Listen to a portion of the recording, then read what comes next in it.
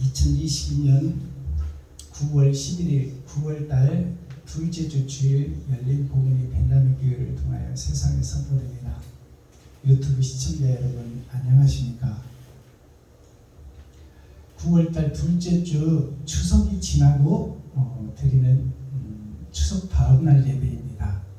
그 중추절이라 하면서는 1년의 가운데라는 얘기예요.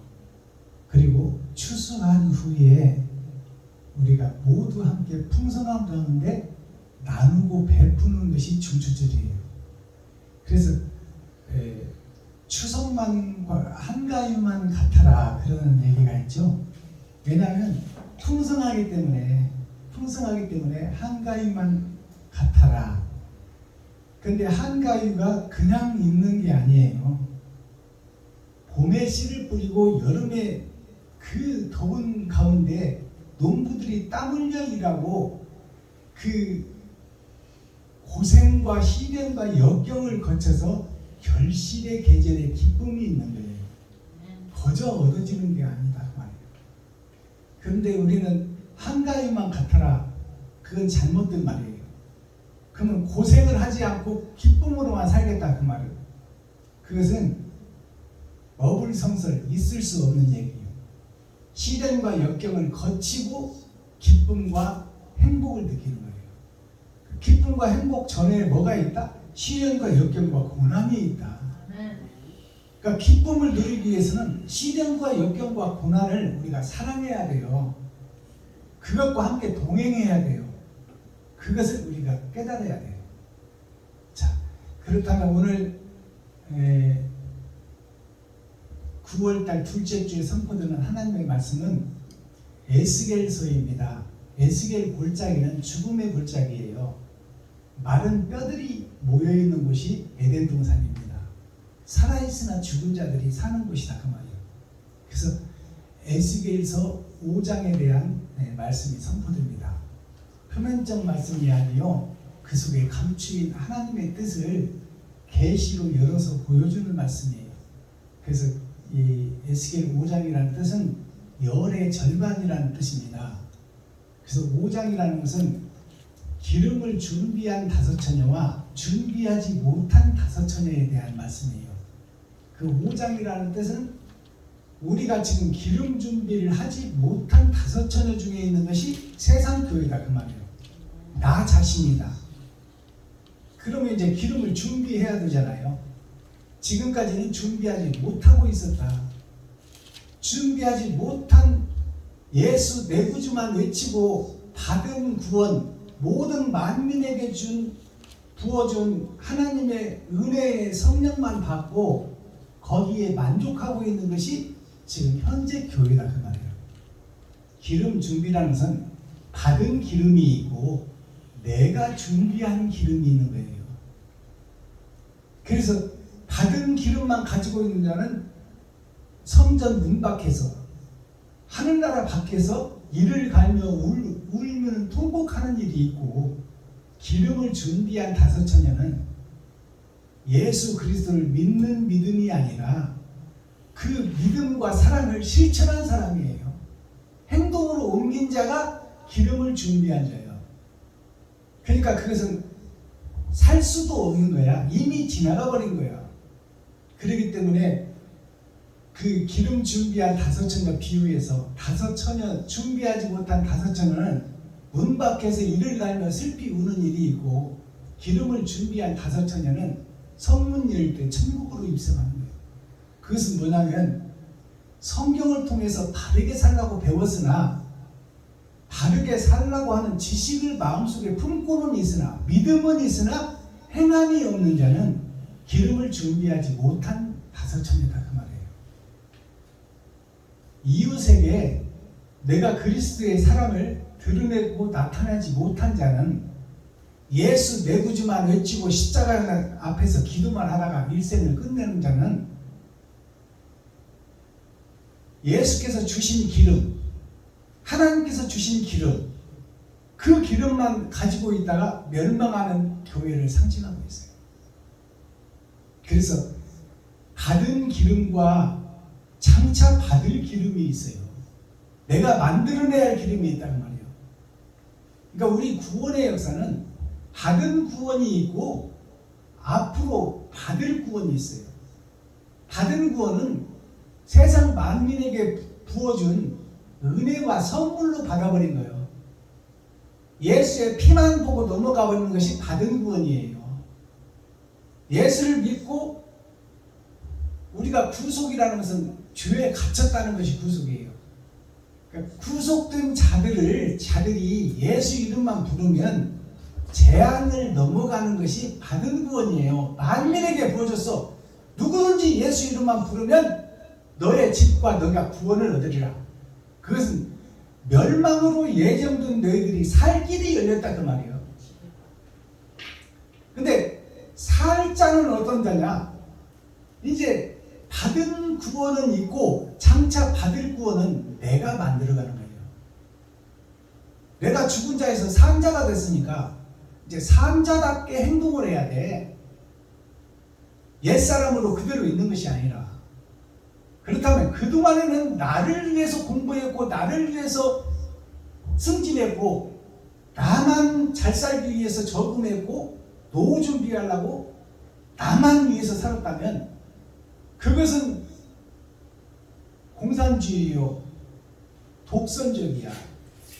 이웃과 함께 사는 것이 아니다 그 말이에요. 사람이 사는 것은 공유하는 거예요. 함께 살고 더불어 사는 거예요.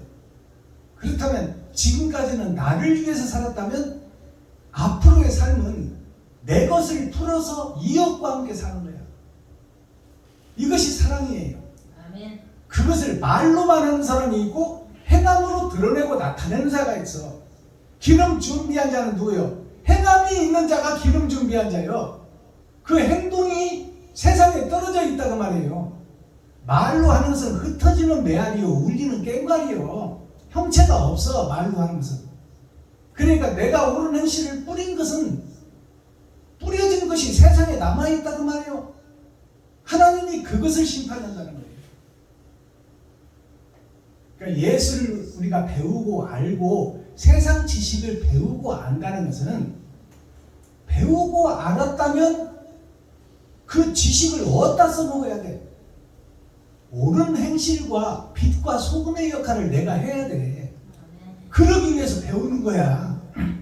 신앙생활은 하늘을 배우는 것이요, 세상 학문은 세상을 배우는 거예요. 그래서 세상 학문도 우리가 배워야 하늘의 지식을, 지혜를 세상 학문과 함께 써먹는 거예요.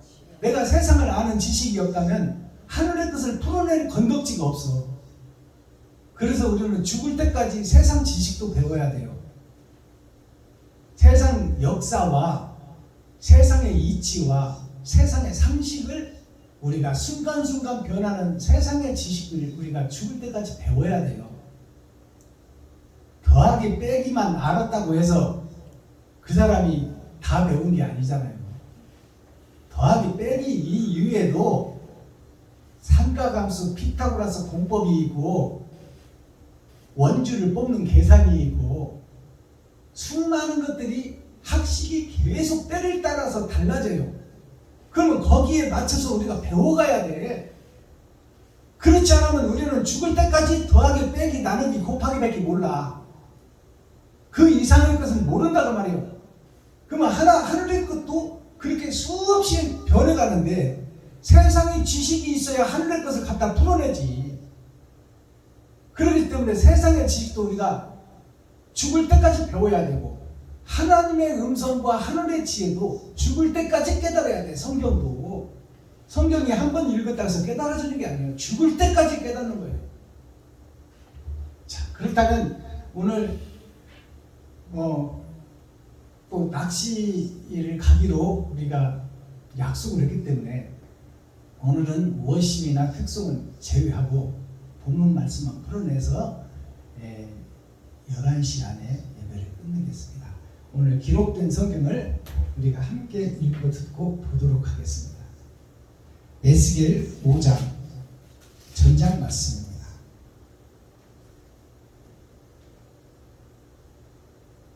에스겔 5장. 인자야, 너는 날카로운 칼을 취하여 삭도를 삼아 네 머리털과 수염을 깎아서 저울에 달아 놓았다가 그 성읍을 에워싼 날이 차거든 너는 토록 3분지 1은 성읍 안에서 불사르고 3분지 1은 가지고 성읍 사방에서 칼로 치고 또 3분지 1은 바람에 흩어라. 내가 그 뒤를 따라 칼을 빼리라. 너는 토록 중에서 조금을 가져 네 옷자락에 싸고 또 그 가운데서 얼마를 가져 불에 던져 사르라. 그 속에서 불이 이스라엘 온 족속에게로 나오리라. 주 여호와께서 가라사대 이것이 곧 예루살렘이라. 내가 그를 이방인 가운데 두어 열방으로 둘러 있게 하리거늘 그가 내 규례를 거스려서 이방인보다 악을 더 행하며 내 율례도 그리함이 그 둘러있는 열방보다 더하니 이는 그들이 내 규례를 버리고 내 율례를 행치 아니하였음이니라. 그러므로 나 주 여호와가 말하노라. 너희 요란함이 너희를 둘러있는 이방인보다 더하여 내 율례를 행치 아니하며 내 규례를 지키지 아니하고 너희를 둘러있는 이방인의 규례대로도 행치 아니하였느니라. 그러므로 나 주 여호와가 말하노라. 나 곧 내가 너를 치며 이방인의 목전에서 너희 중에 벌을 내리되 네 모든 가증한 일로 인하여 내가 전무후무하게 내게 내릴지라. 그리한즉 너희 중에서 아비가 아들을 먹고 아들이 그 아비를 먹으리라. 내가 벌을 내게 내리고 너희 중에 남은 자를 다 사방에 흩으리라. 그러므로 나 주 여호와가 말한다.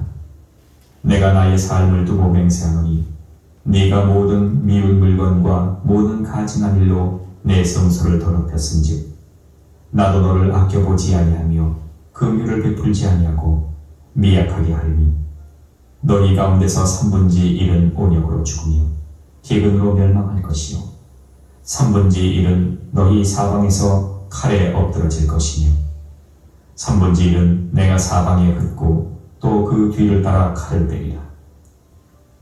이와 같이 내 노가 다한즉 그들에게 향한 분이 풀려서 내 마음이 시원하리라.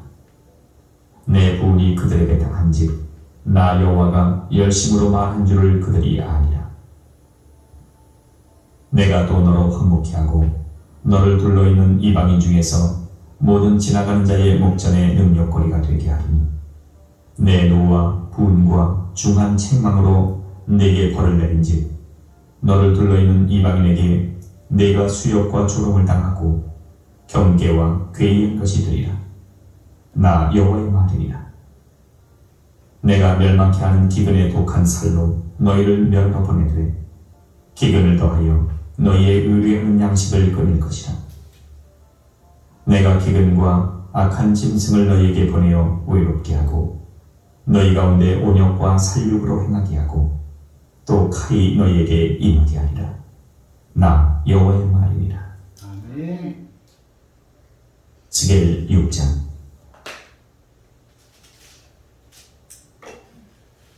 자, 에스겔 5장 전장을 우리가 함께 읽었습니다. 우리가 성경을 읽으면서 칼이라는 단어가 구약에도 나오고 신약에도 나오고 수없이 나옵니다. 즉 말해서 칼은 말씀인데 칼이라는 뜻이 무엇을 의미하는지 우리가 깨달아야 돼요. 칼이라는 것은 말씀이 나에게 적용되어서 내가 도륙되는 거예요.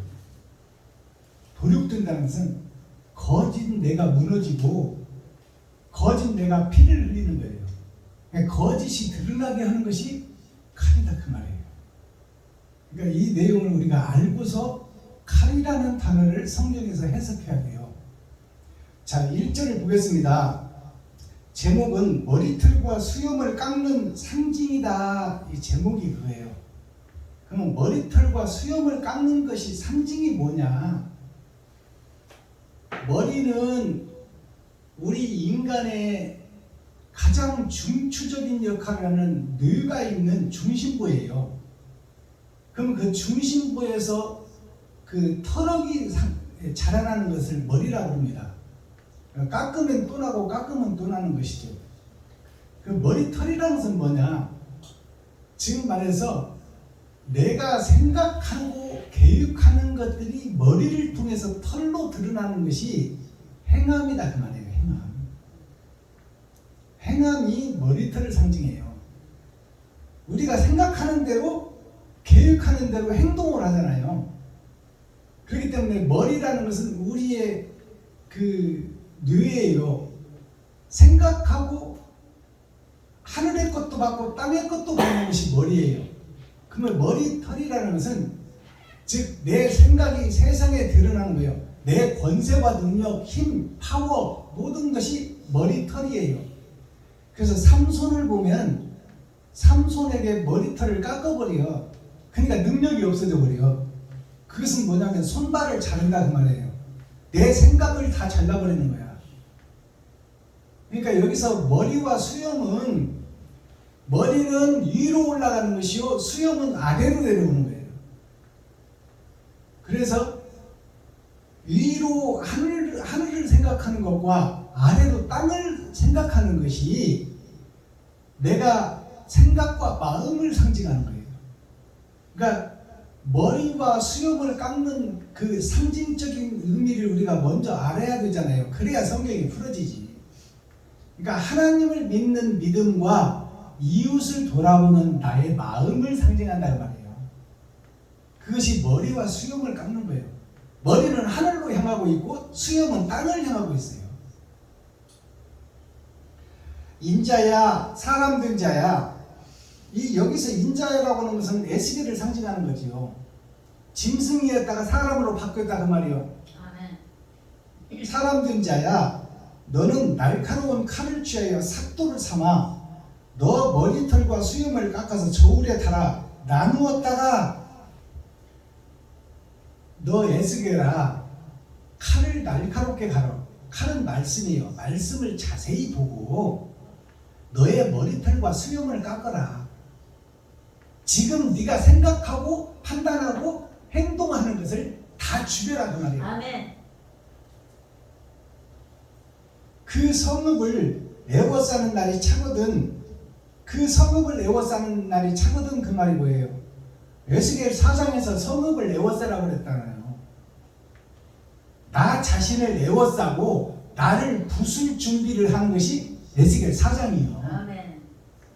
그렇다면 이제 5장에서는 성을 부수는 역사가 나타나는 거예요. 네. 그러니까 머리털을 깎고 수염을 깎으라는 것이 네 생각과 네 판단과 네 행동을 다 죽여라 그 말이에요. 아멘. 이 성읍을 에워싸는 날이 차거든. 너는 터르고 3분지 1은 성읍 안에서 불사르고 여기서 3분지 1, 3분지 1, 3분지 1 내 전체를 세 개로 나누는 거예요. 그래서 복음의 역사도 세 번의 거듭남으로 나타나요. 겉사람과 속사람 그것이 6,000년 역사예요. 아브라함부터 세 번의 거듭남을 상징해요.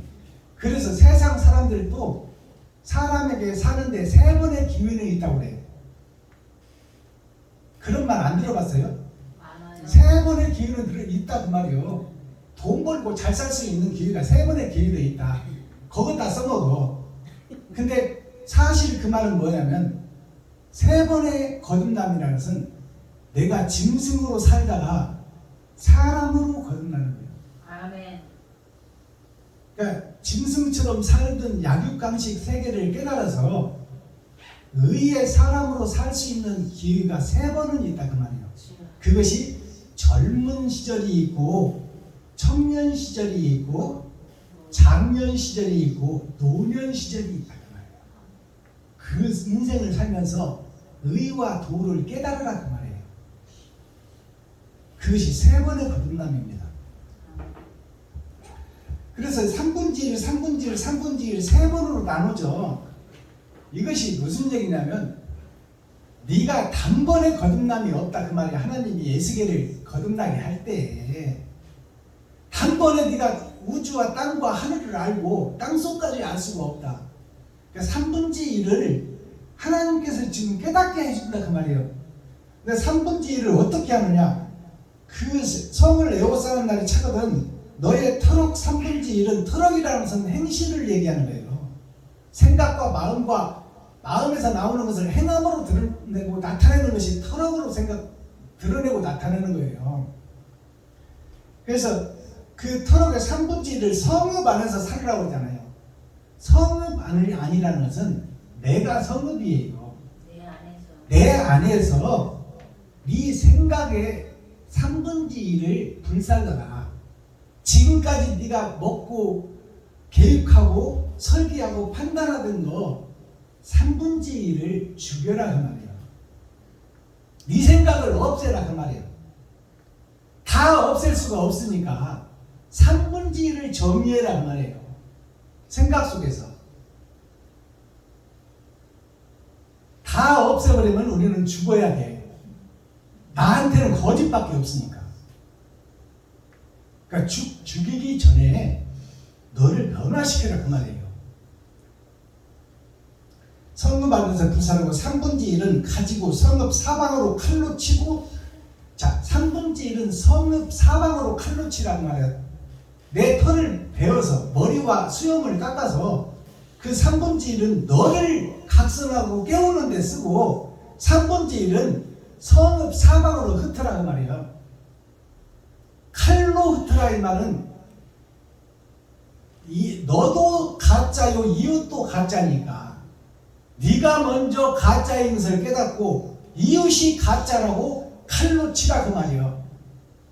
칼의 말씀은 심판의 말씀이요. 잘못됐다고 외치라 그 말이에요. 나도 잘못됐고 여러분도 잘못됐다 그 말이에요. 짐승처럼 나만 위해서 산다. 그것은 사람이 사는 세상이 아니다. 그걸 세상에 공표하라고 말이에요. 칼로 치고 또 3분의 1은 바람에 흩으라 그랬잖아요. 3분의 1은 바람에 흩으라는 것은 하나님께 맡겨라 그 말이에요. 3분의 1은 네 마음속을 정돈하고 3분의 1은 세상 같이 사는 동료 목사들 이웃들에게 우리가 사는 삶이 가짜였다 거짓이었다고 공표하고, 나머지 3분의 1은 바람에 맡겨라. 바람은 성령을 상징해요. 아멘. 보이지 않는 하나님을 상징해. 그러니까 나머지 3분의 1은 하나님께 맡겨라 그 말이에요. 거듭남에 있어서 네가 하려고 하지 말고, 네가 성령의 도구로 통로로 사용은 되지만 네가 주체가 되지 말라 그 말이에요. 하나님을 의지하라 그 말이에요. 하나님과 동행하라. 이런 것들을 우리가 애쓰면서를 풀어낼 수 있어야 돼요. 근데 터럭 3분의 1을 내 마음속에서 흩어버리고 3분의 1은 칼과 동행하여 세상에 흩고 3분의 1은 바람 속에 흩어라. 이것을 해석해낼 수 있는 목사가 없어. 하나님이 함께하지 않으면 풀어낼 수가 없는 말씀이요. 세상 학문으로는 풀어낼 수가 없어 이 말씀을. 자 12절로 가봅니다. 너희 가운데서 3분의 1은 온역으로 죽으며, 너의 가운데 3분의 1, 나의 3분의 1이 온역으로 죽는다 그 말이에요. 그러면 사람이 어떻게 3번 나눠서 죽을 수 있어? 육체가 죽으면 단번에 죽고 이렇게 생명 끝나는 것이지.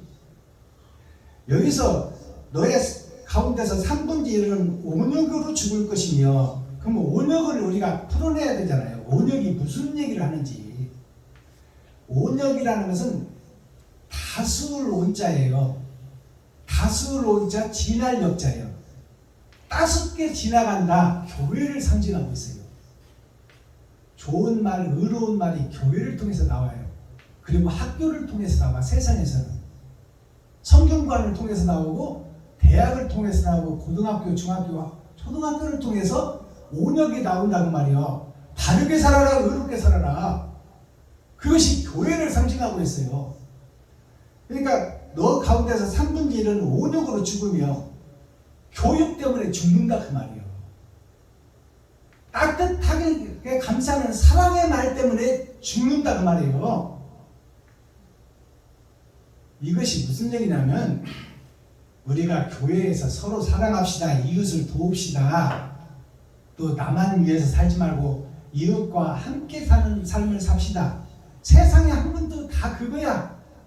초등학교, 중학교, 고등학교, 대학교도 이웃과 더불어 삽시다. 착하게 삽시다. 의롭게 삽시다. 바른 생활이 뭐예요? 바르게 살자 그 말이에요. 그것 때문에 죽는다는 거야. 그것 때문에. 이 말을 우리가 해석하고 이해를 해야 돼요. 그러면 그 교육이 나쁘냐? 그게 아니에요. 그것은 필히 우리가 배워야 되고 필히 교육에서 성경을 배워야 돼. 사랑합시다. 같이 삽시다. 사랑을 실천하며 삽시다. 더불어 삽시다. 이것은 우리가 꼭 배워야 되는 필수 불가결한 교육이란 말이에요. 근데 그것 때문에 망한다고 지금 성경은 기록하고 있어. 그러면 이 말씀이 뭘까요? 그것이 우상이 되어서 따뜻하게 사랑하며 삽시다. 그 말이 우상이 되어서 그 말만 쌓아가는 것이 소금 기둥이에요. 맛을 못 내는 소금 기둥. 그것 때문에 망한다 그 말이에요. 배웠으면 그것이 능력이 되고 힘이 되어서 이웃과 친구, 형제에게 베풀고 섬기고 나눠줘야 되는데 말만 사랑합시다 그 말이에요. 말만 의롭게 삽시다. 착하게 삽시다. 바르게 삽시다. 그것 때문에 망한다 그 말이에요. 너의 가운데 3분의 1은 온역으로 죽으며 기근으로 멸망할 것이요. 기근이라는 것은 뭘까요? 기근이라는 것은 먹을 것이 없어서 굶어 죽는 것을 기근이라고 해요. 비가 안 오고 가뭄이 들어서 말라 타 죽는 곡식을 기근의 때라고 그러는 거야. 기근으로 죽는다는 것은 말씀은 풍성해. 교육도 풍성해요. 교회가 그냥 인터넷만 틀어도 설교가 줄줄줄 나오는 시대예요. 그런데 말씀이 없다는 것은 뭐냐면 말씀을 받고 행하는 자가 없다 그 말이야. 그것 때문에 세상이 멸망한다 그 말이에요. 옳은 행실을 하는 자가 없다 그 말이야.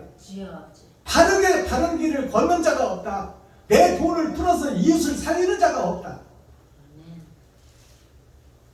기근으로 멸망할 것이요 3분의 1은 너희 사방에 칼이 엎드러질 것이며 3분의 1은 내가 사방에 흩고 그 뒤를 따라 칼을 빼리라. 하나님이 마지막 3분의 1은 너의 삶을 돌아보고 내가 심판의 칼을 뽑으리라 그 말이에요. 하나님께서 네가 배우고 있겠으면 배우고 있기 대로 행하라 그 말이야. 왜 십자가 앞에서 주여 주여만 외치고 있느냐 그 말이에요. 목사가 일은 안 하고 왜 십자가 앞에서 사지 육신 멀쩡해서 주시옵소서 하고 있냐 그 말이에요. 형제들의 등골을 빼먹고 형제들이 안타까우니까 하나님 일을 한다니까 자기들도 먹고 살기 힘든데 친척이 목사 하나 돼서 무릎 꿇고 십자가 앞에 있으니까 마지못해서 도와주는 거야. 그렇게 기생하는 기생충 목사가 되면 안 돼. 그 세상의 빛이 아니요 세상의 악이다 그 말이에요. 그것 때문에 멸망하고 망한다 그 말이에요. 그러한 너희들을 마지막 때 하나님이 칼을 빼서 심판하겠다는 것이 에스겔서예요.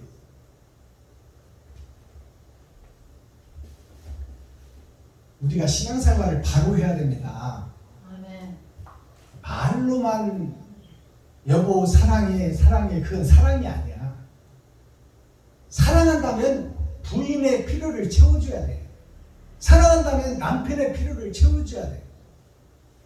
남편은 세상에 가서 벌어다가 아내의 필요를 채워야 되고 아내는 벌어다둔 돈을 아껴 쓰고 전락하면서 신랑이 사람 행세할 수 있도록 도와줘야 돼.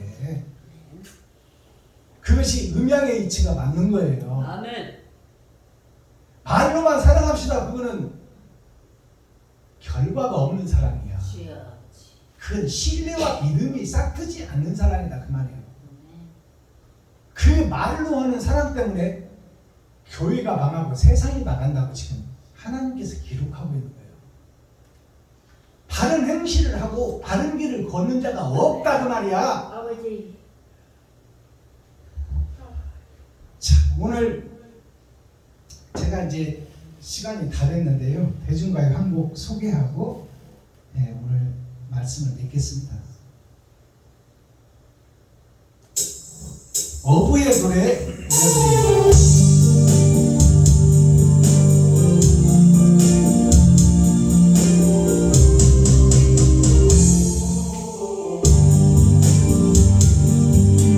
푸른 물결 춤추고 갈매기 떼도 나들어도 내 고향 지구막산이다 황혼빛에 물들어 간다 어머님은 글자국을 밥상 위에 올려놓고 고기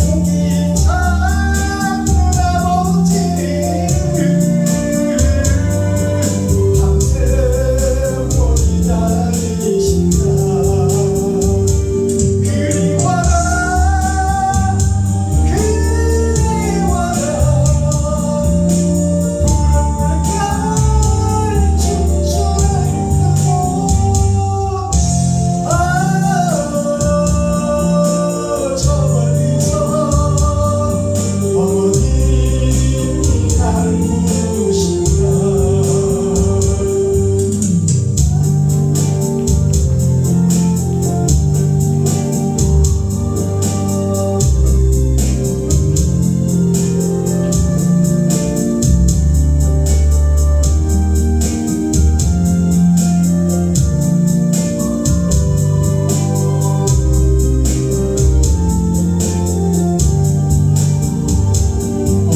어머님은 된장국을 밥상 위에 올려놓고 고기 잡는 아버지를 밤새 못 기다리신다. 그리워라 그리워라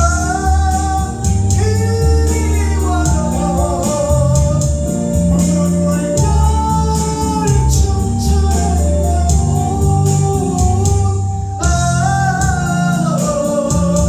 저 멀리서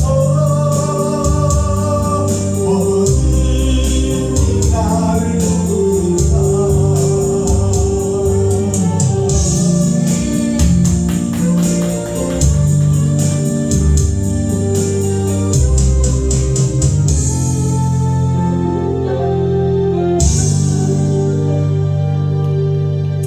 감사합니다. 이 어부의 노래의 이 가사를 좀 풀어보겠습니다. 어부라는 것은 어머니와 아버지를 어부라고 그래요.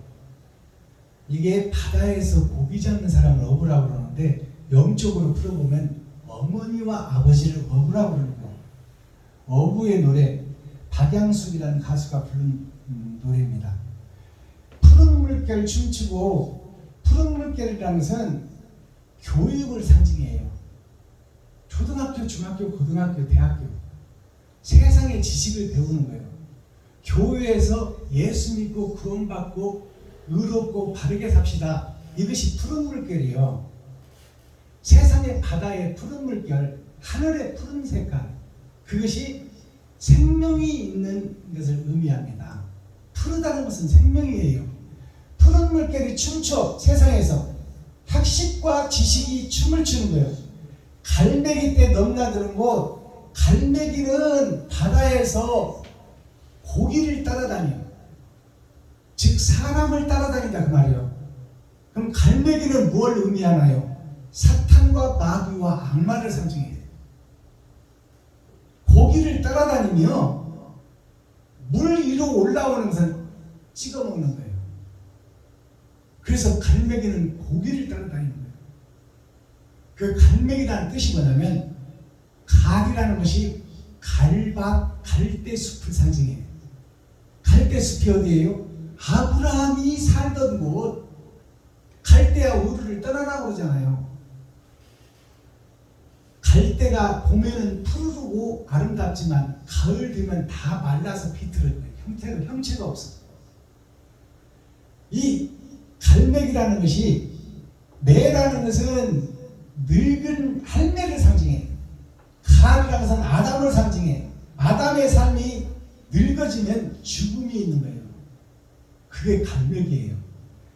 푸른 물결은 춤추고 갈매기 때 넘나든다. 죽음과 생명이, 사망과 생명이 넘나드는 것이 우리 인생입니다. 사람이 이 땅에 태어나면서부터 죽음과 함께 태어나는 거예요. 생명만 잉태되는 게 아니에요. 응애하고 어머니 자궁에서 세상 바닥으로 떨어져 버릴 때부터 삶과 죽음이 같이 가고 있는 거예요. 우리는 어느 시대에 짧은 인생 살다가 결국 죽음을 맞이해요. 주여. 그래서 갈매기 때 넘나드는, 생과 사가 넘나드는 인생살이를 살고 있다 그 말이에요.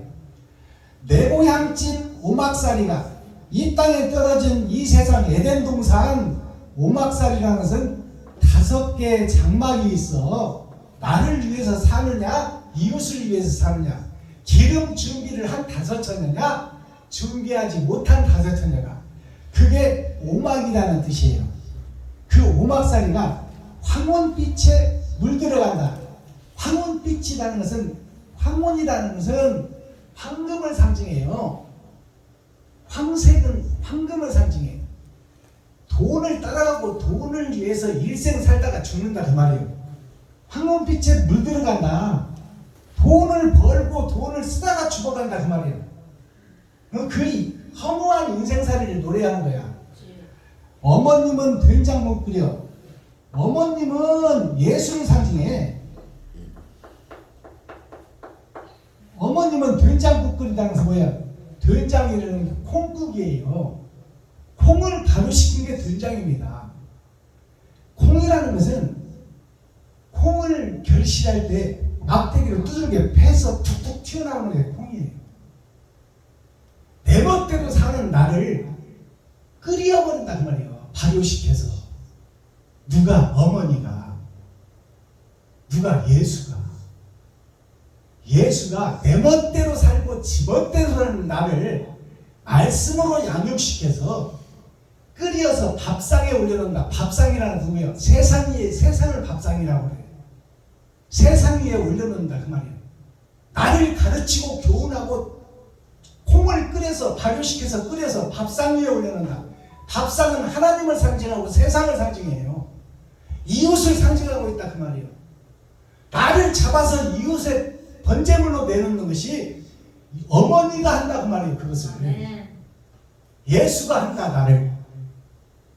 어머님은 된장국 끓여 밥상 위에 올려놓고 고기 잡는 아버지를, 고기 잡는, 세상 바다에서 고기 잡는 어부가 누구를 상징하냐? 하나님을 상징하는 거예요. 사명자를 상징하는 거예요. 아멘.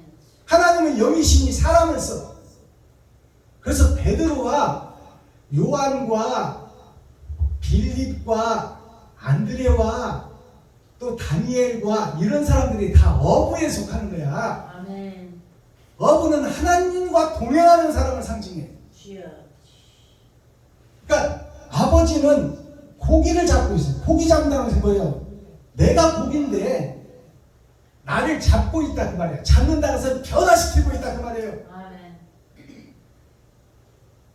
죽이려고 잡는 것이 아니라 살리려고 잡고 있다 그 말이에요.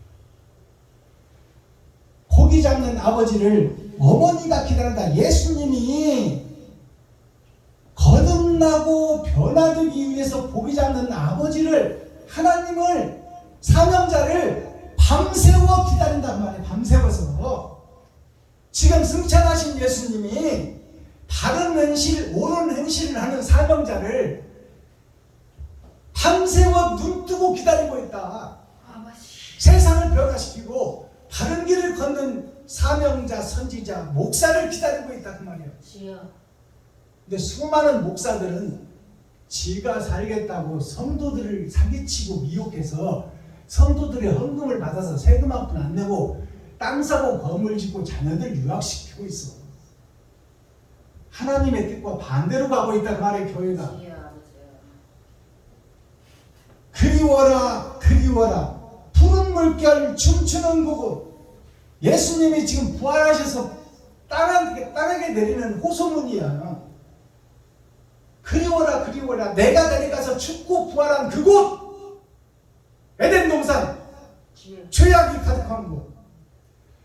그리워라 그리워라 푸른 물결 춤추는 곳. 아, 저 멀리서 어머님이 날 부른다. 하늘에서 부활하신 예수님이 저 멀리서 나보고 거듭나고 변화돼서 옳은 행실을 되다가 기름 준비하고 하나님과 함께 사는 그 나라, 행복의 그 나라로 오기를 손꼽아 기다리고 있다 그 말이에요. 이게 어부의 노래 가사예요. 아멘. 이것을 깨닫는 복된 주일이 되기를 바랍니다. 아멘. 하나님이 동행할 수 있는 자, 주여. 이웃을 살려낼 수 있는 자, 힘들고 어려운 이웃과 함께 할 수 있는 자, 고통을 함께하고 슬픔을 들어주고 그들이 울 때 함께 울어주고 그들과 동행할 수 있는 자를 하나님이 찾고 계십니다. 아멘. 나머지 좀 풀어드릴 말씀은 시간이 다 됐습니다. 기도하겠습니다. 사랑과 공의와 심판의 하나님 아버지, 오늘도 좋은 날, 밝은 날, 건강한 날, 행복한 날, 축복의 날, 은혜의 날을 열어주시고 생명을 보존하여 이 땅에 살아있게 하심을 감사합니다. 오늘도 에스겔서를 통해서 우리가 거듭나야 되고 세상에 드러나고 나타나 바쳐져야 되고 온전한 번제물, 희생제물이 내가 되어야 된다고 하나님께서 말씀하고 있습니다. 이 시간도 나를 드리는 삶을 정리하고 이제는 이웃과 함께 살아가는 희생과 번제의 삶을 사는 우리 베냐민 교회 사명자들, 우리 권현자 목사님, 임만석 집사님, 박순범 목사, 김정자 목사가 되기를 소망하오니 하나님께서 불쌍히 여기시고 긍휼히 여겨주셔서 하늘의 성령의 법으로 붙잡아 주시고 죽을 수밖에 없는 우리를 살 수 있는 길로 인도하여 주옵소서. 아멘. 그리스도 예수 다시 오실 주님의 이름으로 하나님 아버지께 감사하며 축복하며 기도하옵나이다. 아멘. 예물 시간 갖겠습니다.